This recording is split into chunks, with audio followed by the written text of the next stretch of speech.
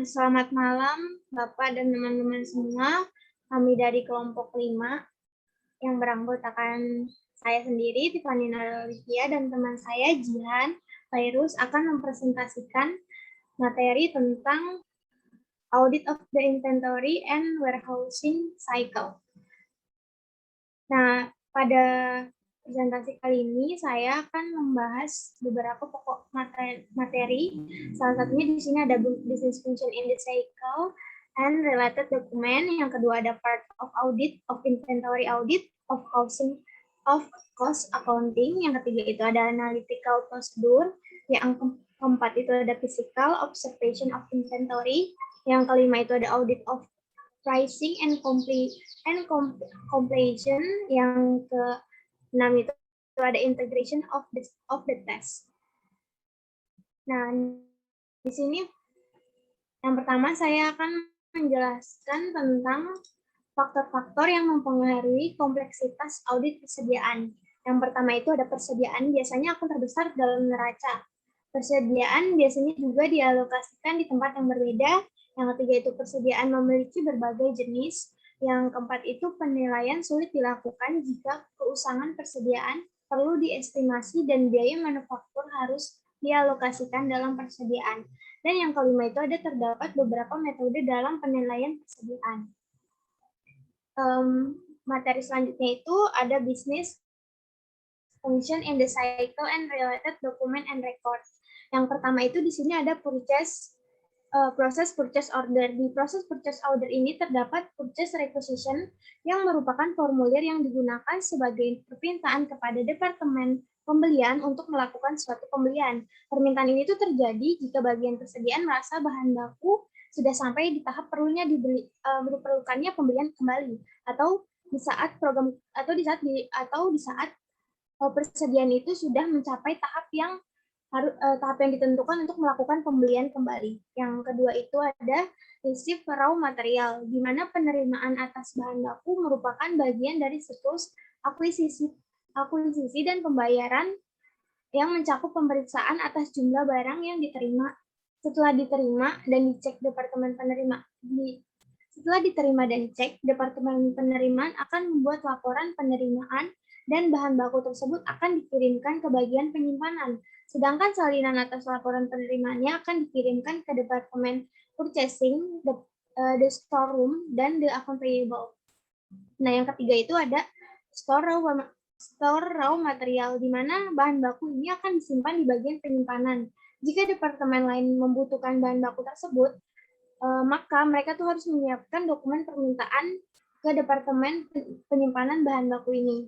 Yang keempat itu ada proses the good.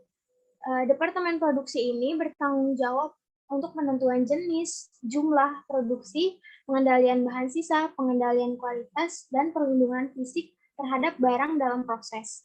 Untuk menentukan biaya produksi ini juga terdapat dua metode. Yang pertama itu ada sistem biaya pesanan dan sistem biaya proses yang akan saya jelaskan di materi berikutnya. Nah, yang kelima ini ada store finishing good. Store finishing good itu saat barang selesai diproduksi, barang akan ditempatkan di ruang penyimpanan untuk menunggu pengiriman. Pengendalian atas barang jadi biasanya merupakan bagian dari siklus penjualan dan penagihan. Yang keenam itu ada ship finishing good. Ship finishing good ini adalah pengiriman barang jadi yang merupakan bagian dari siklus penjualan dan penagihan. Pengiriman barang adalah pengiriman yang telah disetujui. Berikutnya itu ada perpetual inventory master file. Pencatatan persediaan yang terkomputerisasi biasanya menunjukkan pembelian, pemakaian, penjualan, dan persediaan bahan baku dan bahan jadi. Pencatatan perpetual yang terbiasa biasanya hanya dilakukan untuk bahan baku dan bahan jadi. Berikutnya itu, di sini ada metode penentuan biaya produksi. Ada dua metode dalam penentuan biaya produksi ini. Yang pertama sistem biaya pesanan dan sistem biaya proses. Sistem biaya pesanan ini semua biaya yang diakumulasikan atas biaya setiap pekerjaan saat bahan baku dipakai dan biaya tenaga kerja muncul. Sedangkan sistem biaya proses ini biaya diakumulasikan berdasarkan proses, sehingga biaya per unit prosesnya dibebankan pada produk saat produk tersebut melalui proses tersebut. Nah, di sini ada part of the audit of inventory. Yang pertama itu ada acquired and record raw material, labor, dan overhead. Di bagian audit ini meliputi 3 bagian, yaitu pemrosesan, pembelian pesanan, penerimaan bahan baku, dan penyimpanan bahan baku. Pengujian terhadap pengendalian akuisisi bahan baku dan biaya manufaktur harus berjalan efektif dan transisi akuisisi juga harus dinyatakan benar. Apabila tenaga kerja langsung berperan penting dalam persediaan manufaktur, maka harus dilakukan verifikasi dengan bagian personalia. Yang kedua itu ada transfer asset and cost. Transfer aset dan cost ini melakukan pembukuan atas aktivitas pemindahan aset dan biaya yang meliputi pemrosesan barang jadi dan penyimpanan barang jadi ke dalam pencatatan biaya yang independen dari siklus lain dan diuji sebagai dari siklus persediaan dan pergudangan. Yang ketiga itu ada ship goods and record revenue and cost. Ketiga siklus ini tuh merupakan bagian dari siklus penjualan dan penagihan. Maka auditor harus mendapatkan pemahaman dan melakukan pengujian pengendalian internal atas pencatatan pengiriman, termasuk prosedur dalam verifikasi akurasi kredit atas persediaan yang dicatat dalam berkas utama perpetual. Yang keempat di sini ada physical observe inventory. Pada pengamatan fisik ini, auditor tuh harus memastikan persediaan yang tercatat memang ada pada tanggal neraca dan dihitung dengan benar oleh klien. Nah, yang kelima itu ada price and compile inventory. Prosedur ini dilakukan auditor untuk melakukan pengujian harga di mana untuk memverifikasi bahwa biaya yang digunakan untuk menilai suatu persediaan sudah mengikuti standar SAK yang berlaku dan konsisten dengan tahun-tahun sebelumnya, serta pengujian komplikasi persediaan di mana melakukan verifikasi apakah perhitungan fisik dilakukan dengan benar, kualitas dan persediaan juga dijabarkan dengan benar, dan persediaan sudah dijumlahkan dengan benar untuk menghitung saldo buku besar.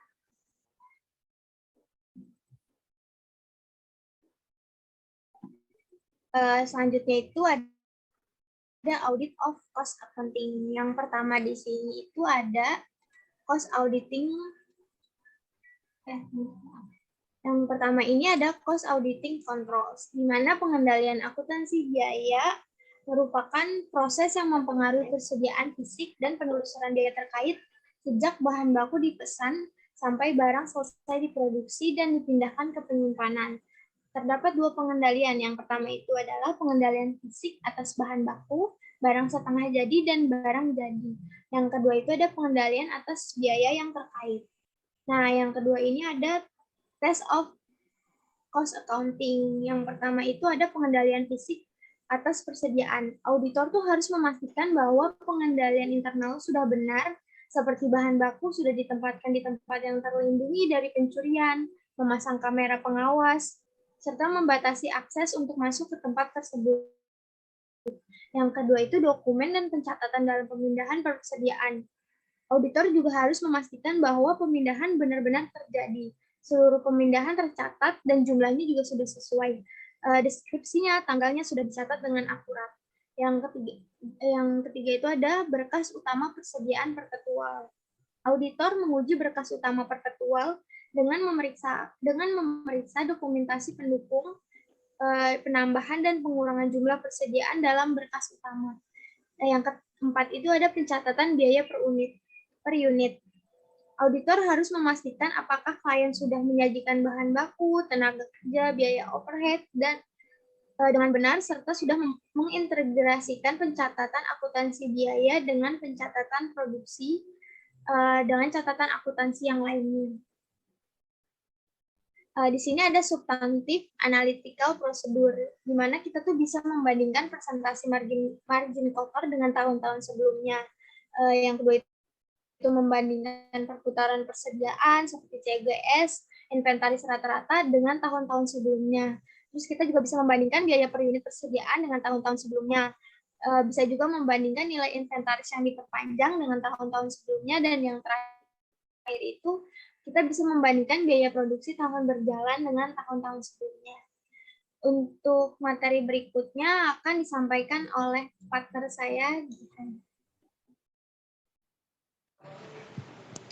Selanjutnya, saya akan menjelaskan tentang Physical Observation of Inventory.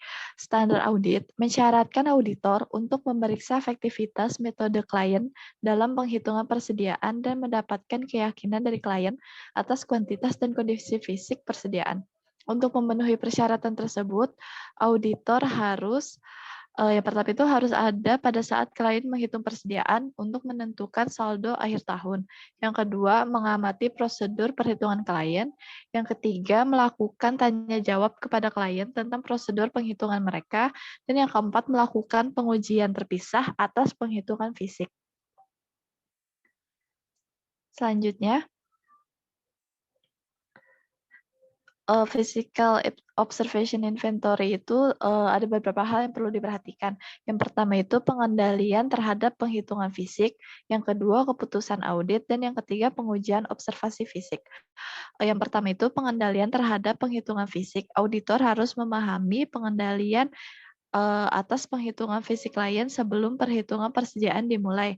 Yang kedua itu keputusan audit, yang meliputi prosedur audit, prosedur penetapan waktu perhitungan, fisik intern, atau pada akhir tahun penetapan ukuran sampel didasarkan pada pengendalian internal, dan memilih item yang akan diuji atau mengamati penghitungan item yang signifikan, dan sampel representatif yang menyelidiki item yang mungkin sudah usang atau rusak, dan membahasnya dengan manajemen mengenai item yang material. Yang ketiga itu pengujian observasi fisik. Bagian terpenting adalah menentukan apakah penghitungan fisik telah dilakukan sesuai dengan instruksi klien, sehingga auditor harus hadir ketika perhitungan fisik dilakukan. Sebagai bagian dari prosedur analitis, setelah klien selesai melakukan penghitungan, auditor dapat membandingkan persediaan bersaldo tinggi dengan penghitungan pada tahun sebelumnya serta file induk persediaan dengan pengujian kelayakan.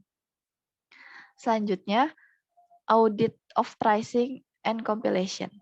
Itu audit of pricing and compilation itu ada 3. Yang pertama itu pengendalian penetapan harga kompilasi, yang kedua prosedur penetapan harga kompilasi, dan yang terakhir adalah penilaian persediaan. Yang pertama, pengendalian penetapan kompilasi itu yaitu pengendalian internal yang memadai bahwa klien menggunakan biaya yang masuk akal untuk menilai persediaan. Pengendalian internal yang penting bagi biaya per unit yang akurat adalah verifikasi internal oleh orang yang independen dan berkompeten dalam mengandalkan dokumen dan catatan yang memadai untuk digunakan dalam melakukan penghitungan fisik. Yang kedua, prosedur penetapan harga, yaitu dengan menggunakan daftar tujuan audit dan pengujian terkait untuk penetapan harga serta kompilasi, kecuali pisah batas karena dilakukan pada bagian penjualan. Dan yang terakhir itu pengendalian persediaan. Terdapat 3 permasalahan yang dihadapi dalam penilaian persediaan, yaitu metode yang digunakan harus sesuai dengan GAAP, penerapan metode harus konsisten dari tahun ke tahun, dan yang terakhir itu biaya persediaan versus nilai pasar harus dipertimbangkan. Selanjutnya, audit of pricing and compilation. Metode untuk memverifikasi penetapan harga persediaan bergantung kepada 3 hal berikut. Yang pertama itu penetapan harga persediaan yang dibeli. Yang kedua, penetapan harga persediaan yang dibuat. Dan yang ketiga itu harga pokok atau harga pasar. Penetapan harga persediaan yang dibeli, auditor harus menetapkan metode penilaian persediaan yang digunakan perusahaan. Auditor harus fokus pada nilai uang yang lebih pada produk yang harganya berfluktuasi dan menguji sampel representatif. Yang kedua itu penetapan harga persediaan yang dibuat. Audit ini lebih kompleks dalam menetapkan harga bahan baku. Auditor harus mempertimbangkan biaya per unit dan jumlah bahan baku untuk menghasilkan output. serta memeriksa spesifikasi rekayasa, memeriksa barang jadi, dan menemukan metode yang serupa. Menguji tenaga kerja langsung auditor, memverifikasi biaya per jam, dan jumlah jam yang diperlukan untuk membuat output dari spesifikasi rekayasa atau sumber serupa. Menguji overhead manufaktur, auditor harus mengevaluasi metode yang digunakan klien menyangkut konsistensi dan kelayakan. Harga pokok atau harga pasar, yaitu auditor harus menetapkan biaya pengganti atau nilai realisasi bersih dari yang terendah dari biaya historis, mempertimbangkan nilai penjualan item persediaan dan dampak dari fluktuasi harga yang cepat untuk menentukan nilai realisasi bersih, mempertimbangkan kemungkinan keusangan ketika melakukan evaluasi.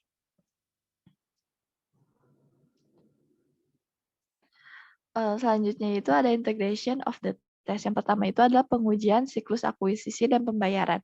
Terkait auditor memperoleh bukti keakuratan bahan baku dan semua biaya manufaktur kecuali tenaga kerja, biaya akuisisi yang secara langsung mengalir ke harga pokok penjualan, yaitu bagian terbesar dari persediaan bahan baku. Yang kedua, pengujian siklus penggajian dan personalia. Auditor memperoleh bukti terkait biaya tenaga kerja langsung dan tenaga kerja tidak langsung. Yang ketiga itu pengujian siklus penjualan dan penagihan. Auditor dapat melakukan pengujian audit terkait penyimpanan barang jadi serta pengiriman dan pencatatan pada jurnal. Yang keempat itu pengujian akuntansi biaya sebagai sarana untuk memverifikasi pengendalian yang mempengaruhi persediaan, antara lain persediaan fisik, transfer biaya persediaan, hingga ke barang jadi, file induk persediaan perpetual, dan catatan biaya per unit. Dan yang terakhir itu persediaan fisik, penetapan harga, dan kompilasi.